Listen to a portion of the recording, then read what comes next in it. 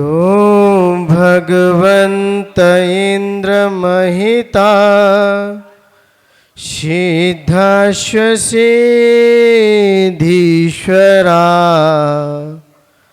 आचार्या जिन शासनोन्नति करा पूजा उपाध्याय का श्री सिद्धांत सुपाठ का मुनिवरा रत्नात्रयाय राधिका पंचैते परमेष्टिनः प्रतिदिनं कुर्वन्तु ते मंगलम कुर्वन्तु मे मंगलम कुर्वन्तु नः मंगलम।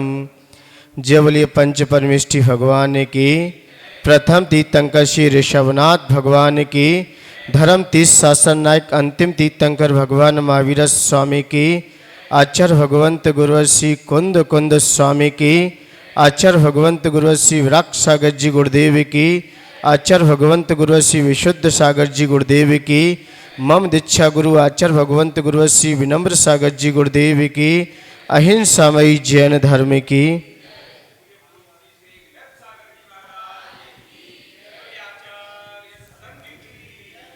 पूज्य गुरुदेव के चरणों में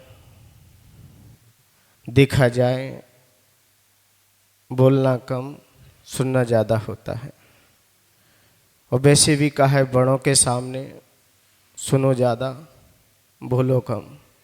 लेकिन गुरु की आज्ञा को श्रद्धार्थ करते हुए उनके चरणों में रहकर जो सीखा जो समझा उसमें से कुछ देने का प्रयास, आपको अच्छा लगे वो पूज्य गुरुदेव का समझना, जो खराब लगे मेरा समझ के मुझे क्षमा कर देना। हम सभी भगवान महावीर स्वामी के शासन में विराजित हैं और उनकी ही देशना सुनने के लिए यहाँ उपस्थित हैं, क्योंकि जब तक भगवान की देशना नहीं खिलती तब तक देखा जाए इस शासन भी प्रारंभ नहीं होता। लेकिन देशना खिलने का भाव भगवान महावीर स्वामी की वाणी केवल ज्ञान होने के बाद 66 दिन तक नहीं खिली। चिंता किसको हुई? चिंता किसको हुई? किसको? इंद्र को। सौद्र इंद्र को चिंता हुई कि भगवान की वाणी क्यों नहीं खिली, क्योंकि जब तक वाणी नहीं खिलेगी तब तक शासन भी नहीं कहलाएगा। भगवान महावीर स्वामी का शासन न गर्भ कल्याणक से है, न जन्म कल्याणक से है, न तप कल्याणक से है, और ना ही केवल ज्ञान कल्याणक से है, और ना ही मोक्ष कल्याणक से है। कब से है? जब पहला उपदेश हुआ। लेकिन जो पहला उपदेश के लिए अंदर से किसको प्यास जगी? सौद्रविंद्र को। ऐसे ही अध्यक्षी ने सबको 8:30 बजे का समय दिया है। चिंता किसको होती वाणी की?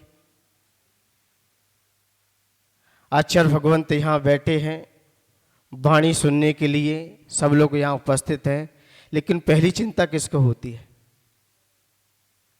समझ जाइए, यदि यह हमारा सुनने का अच्छा भाव है और वास्तव भव्य जीव को ही भगवान की देशना सुनने का अंदर से उत्कंठा जगती है, अंदर से प्यास होती है, और जब तक वाणी नहीं खिलेगी तब तक ये मार्ग भी प्रशस्त होने वाला नहीं है। जब तक वाणी नहीं है, आदिनाथ भगवान की वाणी भी जब कर्म भूमि में खिली तो पहला उपदेश राज्य अवस्था में दिया, और मुनि दीक्षा लेते ही फिर चारित्राणी गंभीरा मोक्ष मार्ग उपदेश का, फिर उसके बाद उन्होंने मोक्ष मार्ग का उपदेश दिया।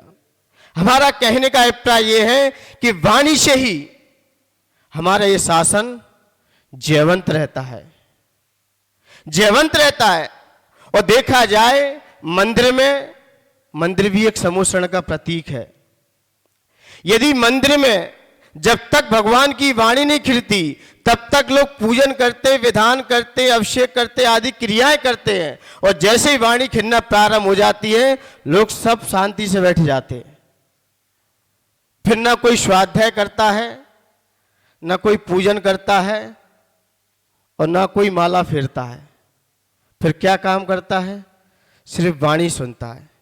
ऐसी मंदिर में, मंदिर भी देखा जाए एक समोषण का प्रतीक है। मंदिर भी क्या है? समोषण का प्रतीक है। तो मंदिर में हम भगवान की वाणी सुनने आए हैं कि अपनी वाणी सुनाने आए हैं? और अधिकांश देखा जाए मंदिर में लोग भगवान की सुनते कम है। इसलिए आज व्यक्ति दुखी क्यों है? क्योंकि हम सुनना नहीं चाहते, हम सुनना नहीं चाहते। बड़ों की बातें हम सुनना पसंद नहीं करते, उन्हें अपनी सुनाने आते हैं। वो व्यक्ति आता है मंदिर में, अपनी पहले सुनाएगा। जैसे भगवान को ड़म्बोकार मंत्र याद ही नहीं है, आपका विनय पाठ उन्हें याद ही नहीं है, आप क्या सुनाओगे उसे? और आपको आता ही कितना है? और अधिकांश व्यक्ति मंदिर में या गुरुओं के पास सुनाएगा ज्यादा, सुनेगा नहीं। और प्रभु की वाणी सुन ली होती तो मुझे लगता है आपके दुख, आपका संताप सब विलय हो जाता है। क्योंकि जिनेंद्र भगवान की वाणी हम जितनी सुनेंगे उतना ही हमारा उत्थान होगा, और हम और उनकी ना सुन के उनको सुनाएंगे। मंदिर में हम भगवान की सुनने आते कि सुनाने आते हैं? अंदर से पूछना, हम उनकी सुनते हैं कि सुनाते हैं? जब आप उसकी सुनोगे तो आपका मौन हो जाएगा, आप शांति से स्वाध्याय में लग जाओगे, तब भगवान की वाणी सुनेंगे। लेकिन देखा जाए लोग सुना सुना के चले जाते हैं, वही सुनाते हैं जो कल सुनाया था, नया कुछ नहीं है। कोई पूछे कि आपने आज भगवान से क्या सुना? बोले कुछ नहीं, जो कल सुनाया था वो याद सुना दिया। मान्यवर, कल भी आप वहीं थे और आज भी वहीं हो। कोई विद्यार्थी स्कूल में जाए और स्कूल में जाकर विद्यार्थी टीचर को अपनी बातें सुना के चला आए, वो विद्यार्थी के आगे बढ़ सकता है क्या? वो विद्यार्थी आगे बढ़ सकता है क्या? सिर्फ टीचर को अपनी सुना के आए, टीचर की एक बात ना सुने,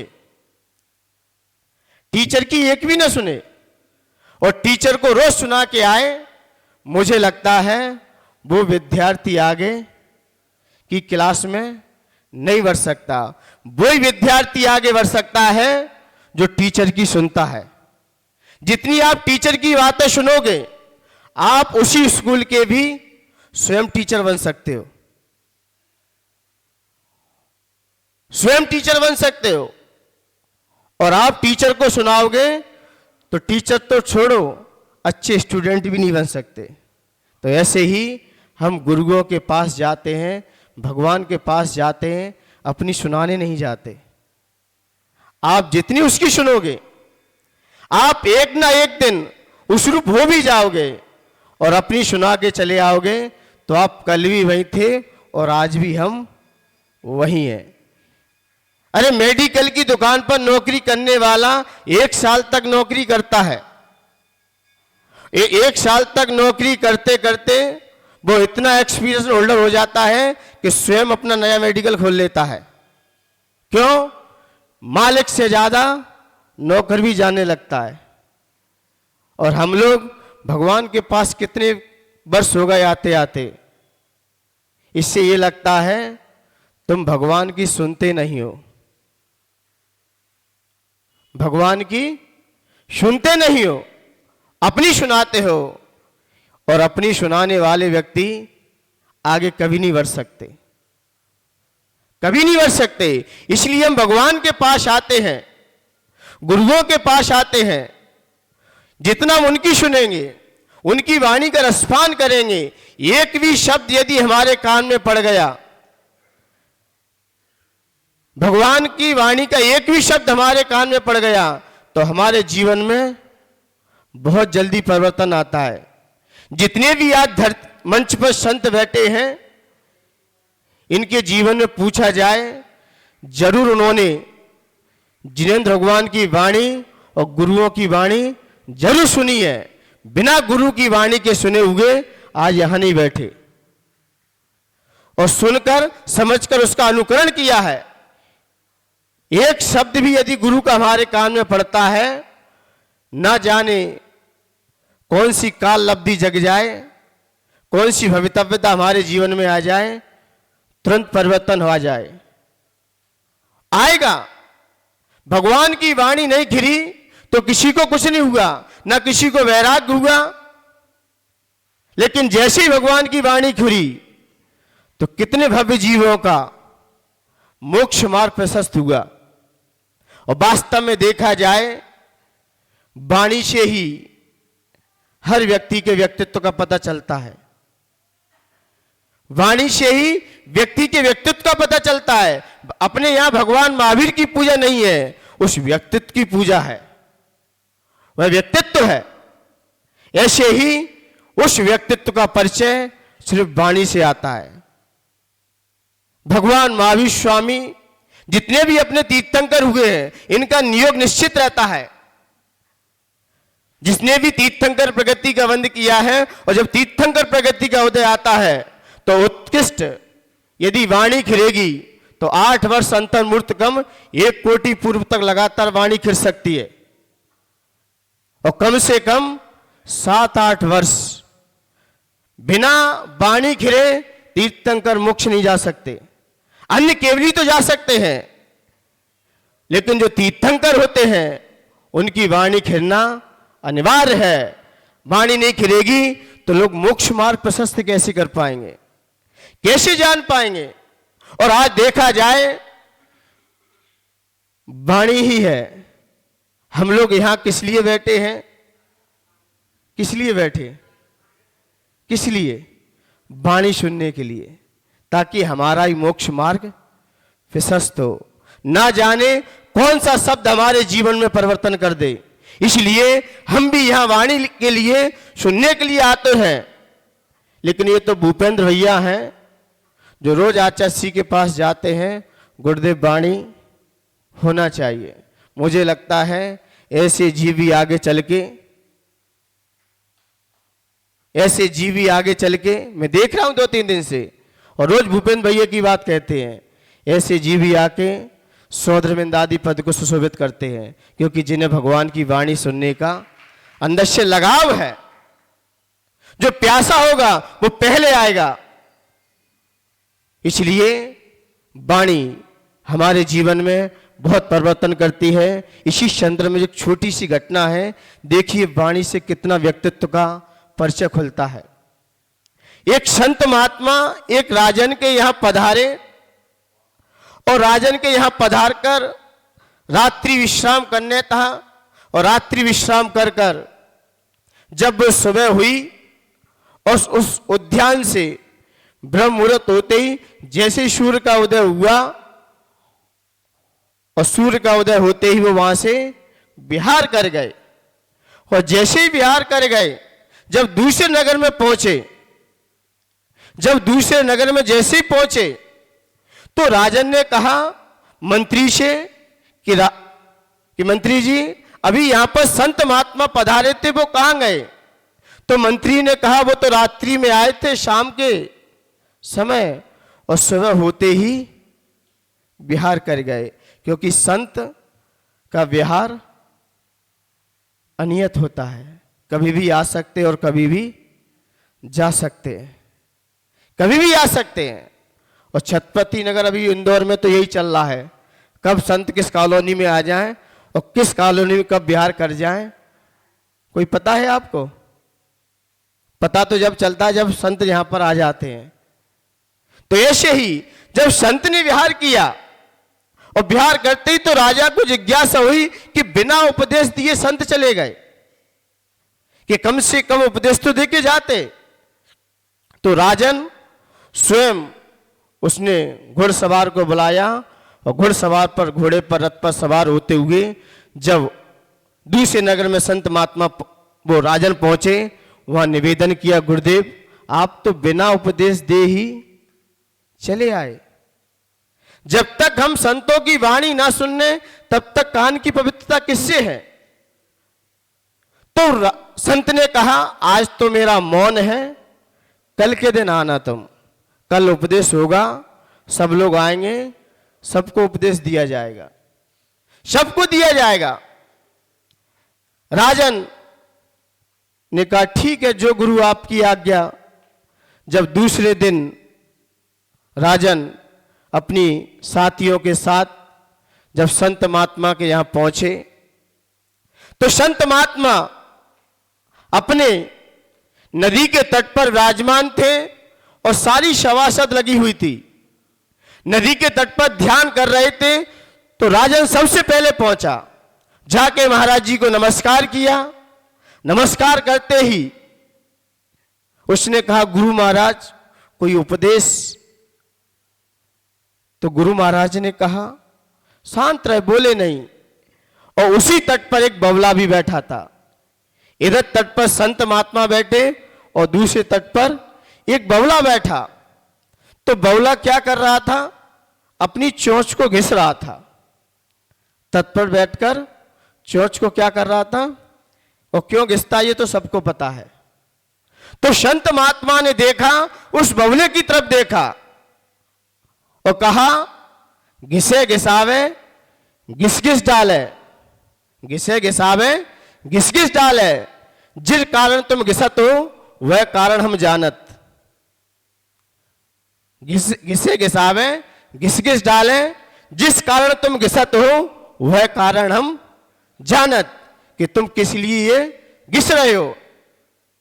तो ये दोहा बन गया और राजन से कहा इस दोहे को कल याद करके आना तुम, इस दोहे को क्या याद करके आना।